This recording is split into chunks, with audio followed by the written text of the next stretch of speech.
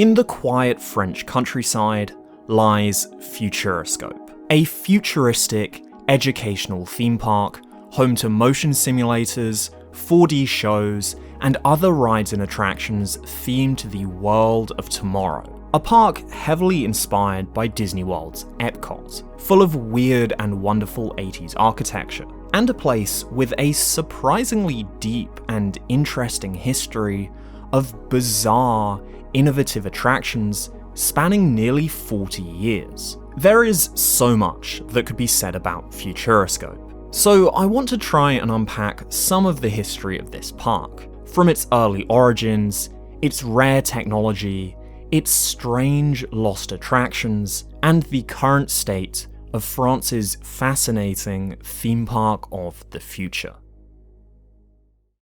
Much like the two other French theme parks I've talked about on this channel, Puy du Fou and the long since abandoned Mirapolis, Futuroscope can trace its origins to the early 1980s. This time though, it didn't begin with private investors, but with local politics. In 1982, the French politician René Monnery was looking for ways to bring more tourism, and therefore more money, into La Vienne, the rural department, basically a subdivision of a region that Monnery was the president of. Monnery's idea for a new tourist attraction was initially to build a house of the future, something with very little information available, but potentially a walkthrough experience with exhibits on future living, kind of like Disneyland's long-gone Monsanto House of the Future. Within only a few months, the concept evolved into a much more ambitious site, instead called an Observatory of the Future. Inspired by the emerging digital age, the hope was that the observatory could turn the quiet countryside into a hub of technological innovation, a site that would be both fun and educational. Guests could visit to learn about and try out exciting new technologies that were sure to become a big part of their life over the coming years. The local government would spend 1983 designing the new observatory, to be located just north of the town of Poitiers, originally expected to be only one building, to house several exhibits. However, this concept very quickly expanded, and by the time it was ready to break ground in 1984, the site plan now included several more buildings. With the expansion of the project, the Observatory of the Future would receive a much more concise name, Futuroscope. As part of the groundbreaking ceremony, a model of the building was placed at its foundations, a large white sphere sat on top of a sloped roof, to symbolize a sunrise over the new horizons of the future.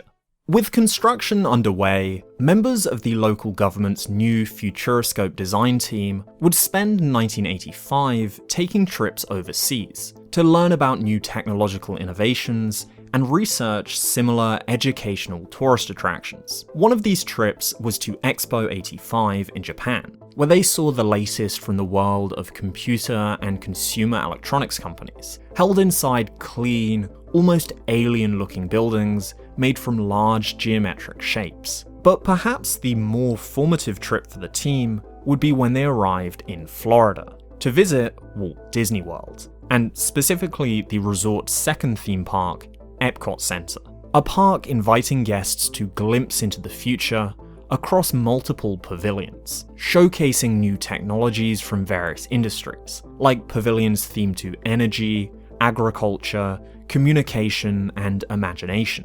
The team's visit to EPCOT had opened their imaginations to what their educational tourist attraction could be, a large-scale park with fantastical and fun rides and attractions, all based around the ideas and themes the place was trying to convey. The Futuroscope team had just discovered the theme park. In December 1985, the government of La Vienne would release its new master plan for Futuroscope Park, a 46-page document with extensive concept art outlining new pavilions, rides, and attractions. The original building, now partway finished, would become the central Futuroscope Pavilion, and the document laid out plans for a new communication pavilion and a health pavilion, an outdoor amphitheatre for nighttime shows overlooking a lake named the Alphanumeric Theatre, an outdoor area named the Technological Garden, an as of yet unnamed boat ride, and a pavilion named the Galaxy of the Future, a spiral-armed building home to multiple smaller attractions showcasing future technologies. To my mind, very similar to EPCOT's Communicore. Next to the Galaxy of the Future, there would also be a children's land with several small amusement rides aimed at young kids, all designed as rides of the future, with weird and wonderful labyrinths and forests winding through them. And as extensive as this would only be what was to be built for the park's first phase, as the document also laid out an entire second phase to be preceded by the construction of an agricultural pavilion, which would itself be expanded during Phase 2 to include an area based around aquaculture, or marine-based farming, and bringing an energy pavilion, a time pavilion, an exhibit on the world of work, and several regional and international pavilions representing areas of France and countries around the world. And if the similarities to EPCOT weren't clear enough, the park also planned to build a monorail. An incredibly ambitious plan, the first phase of Futuroscope alone was set to cost an estimated 200 million francs, quite a bit less than the 500 million franc Mirapolis that was in development outside of Paris, but still significant for a tourist attraction in a rural part of the country, and a sum that, just like EPCOT, Futuroscope planned to cover with the assistance of corporate sponsorship. In 1986, the budget was increased to 274 million francs. The following year, with much of the site still under construction, it was decided to open the first phase, to bring money in while the remaining pavilions were still being finished. While the park today claims the title of first modern theme park in France, it would actually be beaten by just 10 days by Mirapolis. But on the 31st of May 1987, Futuroscope would officially open its doors to the public. For the first year of Futuroscope, the park would only be open until the end of the summer, and with a limited number of offerings. A quick note on the names of the attractions here. Just like with Mirapolis, I'm going to put the original French names up on screen, but I'm going to say an English translation. Where possible, I'll use the official translation or the localized name the park uses, but especially for a lot of the older ones that might not have an official translation, I'll try and give a translation I think makes the most sense. One of the pavilions guests would find in 1987 would be the Kinemax, a striking building made to look like reflective crystals pointing to the sky.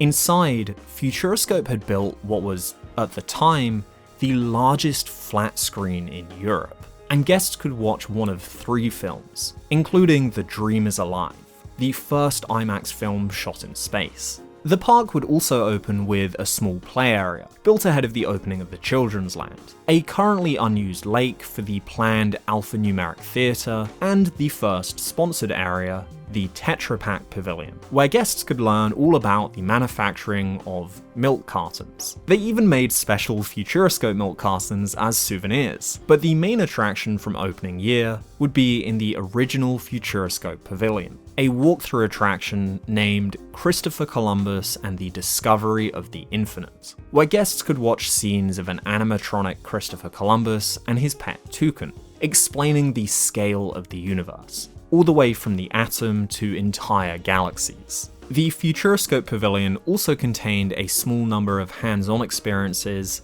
providing guests the chance to play with new technologies, much like what was available at ImageWorks in Epcot's Imagination Pavilion.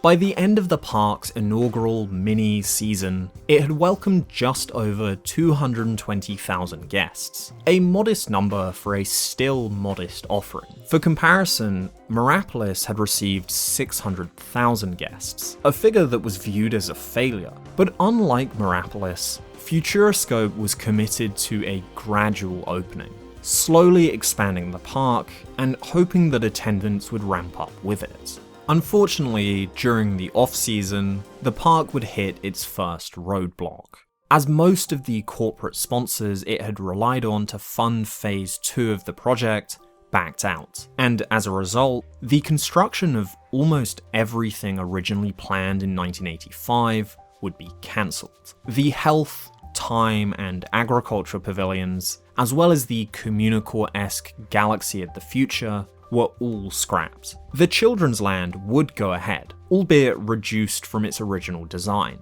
and the first part of a redesigned communication pavilion would open in 1988. Another movie theatre, this time for the display of showscan movies, 70mm film projected at 60 frames a second. And the Christopher Columbus attraction would receive a new ending, where guests would board an elevator that would take them inside the pavilion's sphere, where they could watch a laser show. The final attraction built for Futuroscope's second season would be the park's first motion simulator, the Dynamic Cinema, created by Intamin, showing a group of pre-existing films similar to the Showscan attraction. That year's additions would bring an increase in attendance to 450,000. And so, for 1989, yet more theatres would be built, most notably a new 3D cinema and a 360-degree screen using 9 screens to project images all around guests, very similar to Disney's Circle Vision format. In 1990, the park would also build a 90-metre tall observation tower named the Gyro Tour, showing panoramic views of the park. And yet another theatre, this time an Omnimax theatre, a variation on IMAX taking place in a giant dome. Actually the same technology used for Universal's Back to the Future ride, just without the motion simulator element. By this point, the theme for the park was becoming obvious. Budgetary constraints, mainly brought about by the lack of sponsors, had restricted much of what had originally been planned for the park's glimpse into tomorrow. But the shift towards screen-based attractions inside futuristic buildings still allowed for a cheaper way to promote Futuroscope's technological aspects. And so from 1991, Futuroscope started branding itself with the tagline, "The European Image," to emphasize its screens and simulators. In 1991, Mirapolis would permanently close its doors amid declining visitors, early overexpansion, and poor finances. But Futuroscope's steady approach was working out, and that year, the park would see over 1 million visitors. The alphanumeric theatre would get its first nighttime water show, the Symphony of the Waters. But the closure of Mirapolis would be followed by the opening of a new competitor in France's growing theme park landscape, as 1992 would bring the opening of Euro Disneyland. And as Disney struggled to settle into their new operation in Europe, Futuroscope would enjoy yet more success and expansion. And you'll never guess what new attractions they opened. Lock in your answers now. If you guessed IMAX Theatre, you're wrong, they actually opened a boat ride. Okay, so they did open an IMAX theatre as well, I just wanted to keep you on your toes. For 1992, Futuroscope's newest pavilion would be the Magic Carpet Pavilion. Another pretty stunning piece of architecture. Large metal spires poking out of the ground, 217 of them up to 35 meters high, assembled like a pipe organ. A building housing the first and only permanent installation of a very rare format of IMAX technology, also named Magic Carpet. Inside, guests would sit above a sheet of glass in a theatre containing 2 flat screens, one above them and one built into the ground below them. A top and bottom part of a film would play, simulating the feeling of flying through the air. The first film shown in the theatre would be Flowers in the Sky, made especially for the new technology, a documentary about butterfly migration. The boat ride, The Landscapes of Europe, would be just about the only typical theme park ride in the entire park, but its design was anything but. Maintaining the distinct late 80s futurism of the rest of the park, The Landscapes of Europe would take guests through a maze of blank, featureless walls and some mirrors, eventually passing murals depicting various scenes from across the continent, as light music would play themed to each region. At a surface level, possibly the most boring theme park attraction ever created. Devoid of much of anything. a boat ride past some walls, but also within the context of the weird 80s futurism of Futuroscope, a ride I find fascinating. An utterly bizarre creation of modernist, brutalist aesthetics, like if the backrooms were a ride. There is unfortunately very little information about this ride available, but this aerial shot from one of the park's promotional VHS tapes really highlights that strange labyrinthian design. And lastly of note, in 1992, the park would open another theatre, named the Cine Automat, a name that doesn't translate super cleanly into English, maybe like the automated or automatic cinema, where guests could use a button in the armrests of the seats to vote on the outcome of the film they were watching. Again, a technology that had previously been seen at EPCOT. The park would spend the rest of the 90s welcoming a growing number of visitors and opening more attractions to fit the visual image theme, all housed in yet more striking buildings in the quiet French countryside. Too many to list all of them without making this video unnecessarily bloated, but there's a few important additions from that decade that I still need to mention. A 3D IMAX theatre named the Solido would open in 1993, this time a 3D Omnimax, as opposed to the original 2D one, and a flat-screen 3D IMAX theatre would follow in 1996, in a building covered in hundreds of reflective glass panels. In 1995, Futuroscope would open the Pavilion of the Image Studio, another clunky English translation, a building made from white cubes stacked in an overhang, housing an attraction giving visitors a behind-the-scenes look at how movies are made, a style of theme park attraction that was becoming very popular in the 90s. The attraction inside would be an Omnimover-style dark ride, the first proper dark ride in the park, where guests would be taken through various scenes depicting the stages of movie production. A really detailed attraction that I wish had more footage available. A combination of physical sets, projections, and video screens showing crew and actors working on the films, with plenty of comedic gags thrown in. Guests would go through a city street set and a plane in front of a video backdrop, as well as a miniature sci-fi city, a visual effects department, dressing rooms, and a set of the helm of a ship, next to a giant dump tank. Something that feels very familiar, all full of life, with animated effects going off all around, and narration in the ride vehicle explaining filmmaking. But the weirdest attraction came in 1994, inside a pavilion themed to the local Vienne region, an attraction named the Dynamic Vienne. Guests would enter a 4D cinema, where they would watch a film set in the local area. In the film, they'd be introduced to a man named Tom, who falls asleep on a train, missing his stop at nearby Poitiers. Realizing he's going to be late for his own wedding, Tom would pull the emergency brake and jump off the train, running into the countryside and winding up in a nearby forest, where he would accidentally bring to life an enchanted creature made from the forest, whose running gag would be to sneeze on guests, a 4D effect that would spray them with water. The creature would then help Tom travel across the region, first by boat, then by air, then by golf cart, and then race car for some reason, all the while with guest seats bumping up and down to simulate the trip. Finally racing through the streets of town and arriving just in time at the church to triumphantly marry his bride. This was an attraction that I remember quite well from my first visit to Futuroscope sometime in the mid-2000s, mainly because as a kid I was completely terrified of this creature. The film itself is also pretty bizarre, jumping back and forth between different scenes without much sense to them, presumably assisted by the magic of this thing. But looking back on it, this attraction is actually really well made. The concept of setting it in the local area to begin with gives it an element that makes it feel unique from other simulator type attractions elsewhere. And the film itself is beautifully shot and serves as a great advertisement for the region.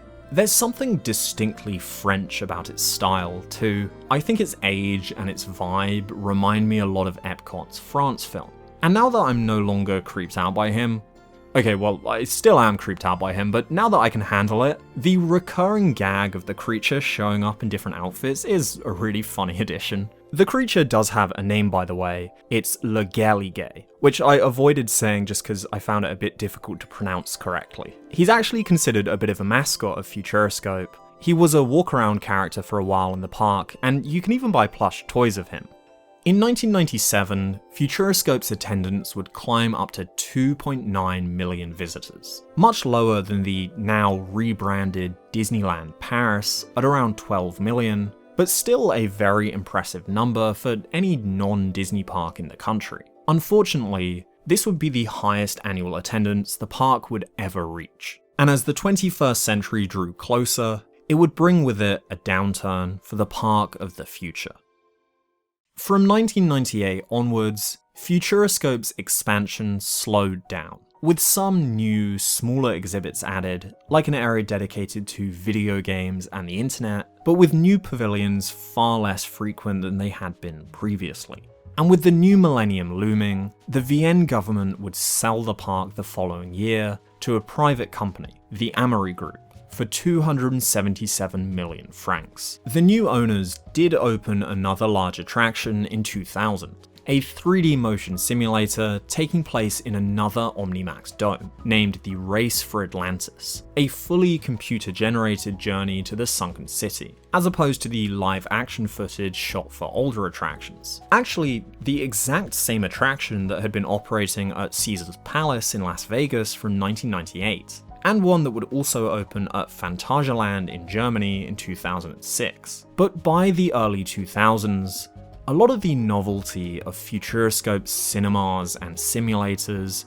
was starting to wear off. Most of the technology they were showing off had been around for a while by that point, and while the park did have shows specially made for it, like the Dynamic VN, those were the exception, not the rule. And most of Futuroscope's attractions were just standard IMAX films not unique to the park. The new owners also didn't build much else other than the Race for Atlantis, which contributed to that lack of novelty. You could make the argument too that with a lot of Futuroscope's identity in the 90s being tied explicitly or otherwise to this optimistic look towards the future and the year 2000, that when the year 2000 had already been and gone, it made the place feel dated.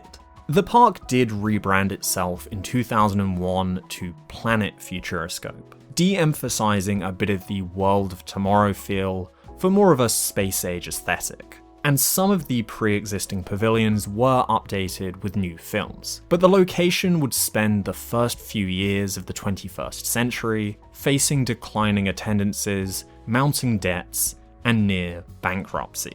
Whether or not this was the fault of the Amory Group not investing enough into new attractions, or just the result of declining public interest, is up for discussion. But in any case, in 2002, the local government would reassume control of Futuroscope after just 3 years, restoring its original name. The government operators would dedicate the rest of the 2000s to trying to revitalize the park's aging attractions, replacing many of the films with newer, more exciting themes and formats, like in the Magic Carpet Theatre, showing a new film named Travelers from the Sky and Sea. New simulator technology was also added in some theatres. In 2005, the Image Studio ride would be updated and renamed Future Stars, now including an element where riders' images were captured and added to scenes from a fake movie. And the Communication Pavilion welcomed Journey into the Dark, an incredibly interesting idea for an attraction. A walkthrough attraction completely in darkness, where guests would be led by a blind employee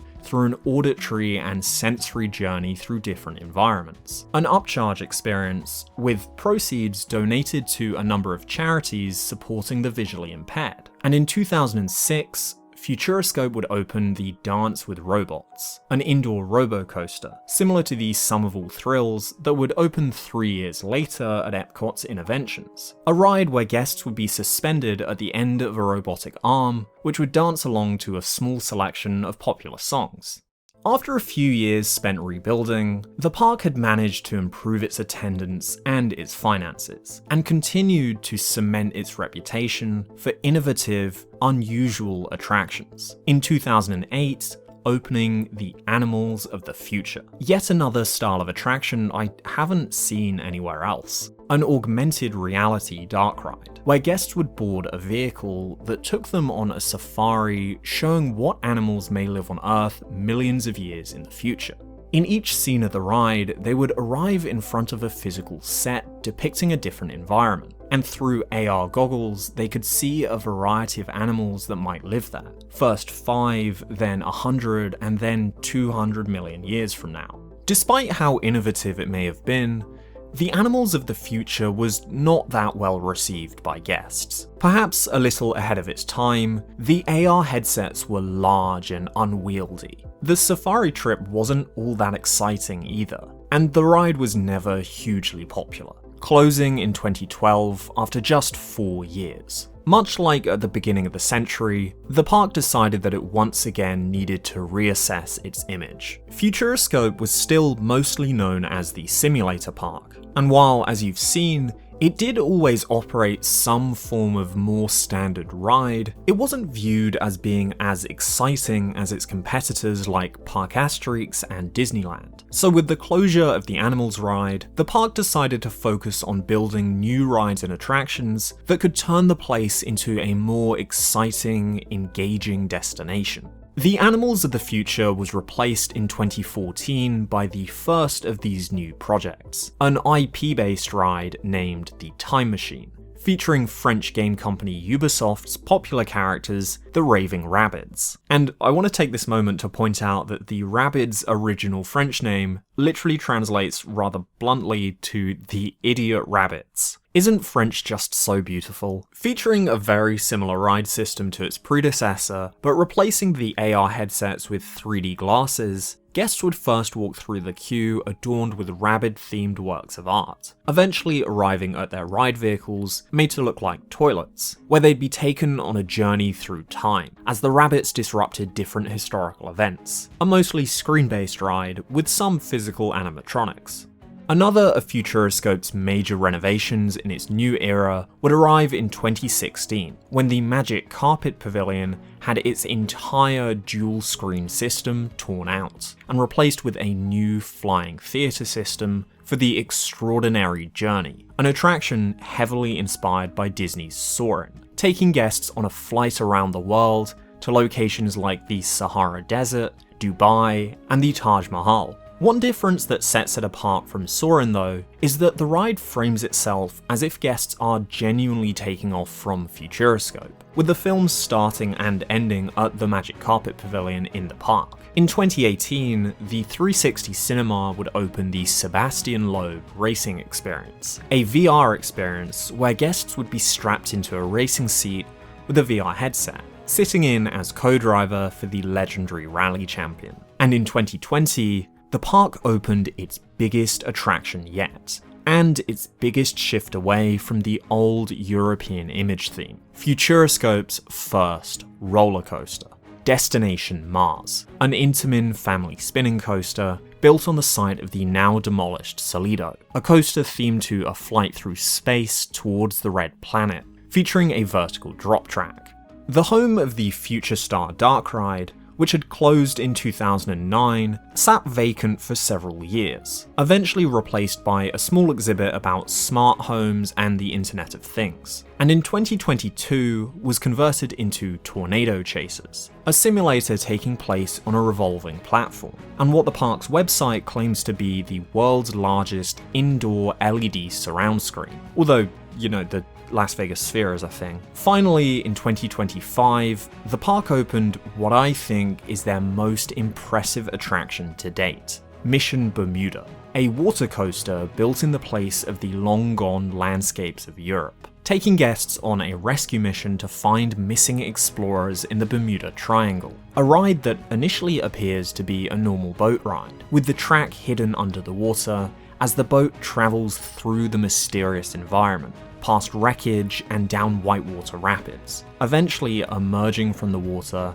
up the elevator lift for the final drop. a ride that uses a new rocking boat ride system developed by Mack Rides to simulate more natural boat movement in a controlled way, which when combined with the theming and special effects, creates an incredibly convincing illusion of the out-of-control boat moving in a way typical boat attractions just aren't able to.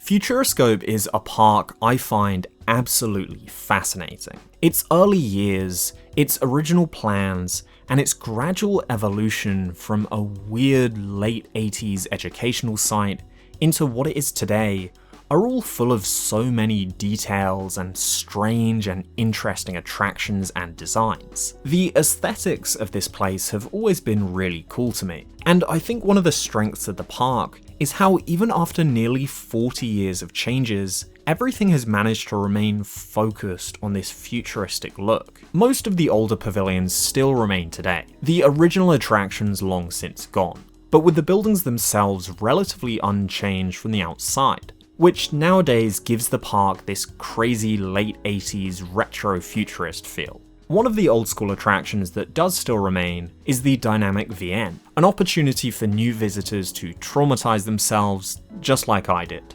While we may have never seen the original, even crazier plans for the place, the 90s and beyond still resulted in so many impressive and bizarre attractions. I think of Futuroscope as a great example of theme parks as art. Obviously, it's supposed to be entertaining for its guests, just like any other park, but it's also a place intended to create a much deeper experience, to help guests understand what it's like to be blind, or to make them think about the far-flung future, or the infiniteness of the universe, or the magic of their local surroundings. I've obviously made a lot of allusions to EPCOT in this video. Some of these surface level similarities between the two parks were always very apparent to me, but what I didn't realise before getting further into researching the history of Futuroscope was just how accurate the EPCOT comparisons would turn out to be. As I said at the beginning of this video, the park started life basically as an EPCOT clone. Those early designs carry so much of EPCOT's influence. The park's use of pavilions was clearly inspired by there,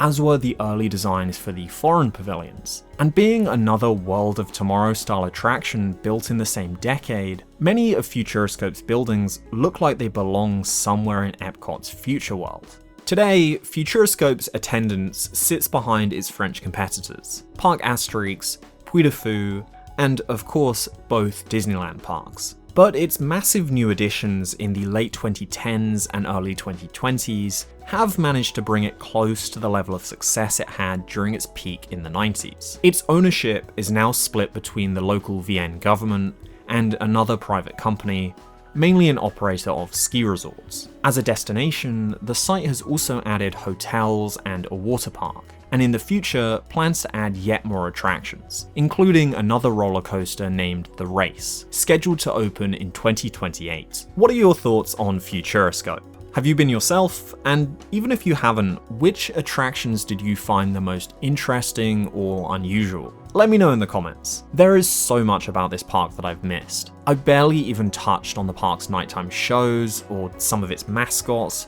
or the countless films and shows that opened and closed between the bigger attractions. I realized very quickly into writing this that it was going to be impossible to include every detail, so I wanted to focus instead on giving the most important elements of the park's overarching story. This is now also the third French theme park I've done a video on, and you can check out my histories of Puy du Fou and Mirapolis on my channel. I think it's a lot of fun trying to bring these stories to an English language audience, and I hope you've enjoyed hearing about the park. Much like the Mirapolis video, I also want to point out some very helpful sources I used when researching. The first of these was an incredibly helpful write-up on the park by Remy Prieur on his website, which delves into every attraction over the years, including many that I didn't mention. And the second was the Futuroscope fan forum, which has a ton of information on past and present attractions, as well as the original park designs. Both of these sites were really useful for cross-referencing with other articles and official park information to really help me piece together the timeline. All of those articles are in French, but if you'd like to read them, you can check them out on my usual set of sources linked in the description. And lastly, one quick thing that I wanted to add is that I recently launched a Patreon. The plan for Patreon is to create monthly bonus content to provide a little something extra for anybody who wants to and is able to support the channel in that way. The first video I actually already secretly put up there after my last main channel video, and it's an additional 20 minutes of extra details about Disney World's Forgotten Backlot tour. And the next video will be going up within a week of this video going live on YouTube. Patreon is of course completely optional, and main channel videos will continue to be made for free here on YouTube, but if it's something you'd like to check out, you can also find that linked below. Other than that, if you're new here, please consider hitting subscribe, as there are plenty more videos coming in the future. If there's anything else you'd like me to cover on the channel, please let me know, and as always, I'll see you next time.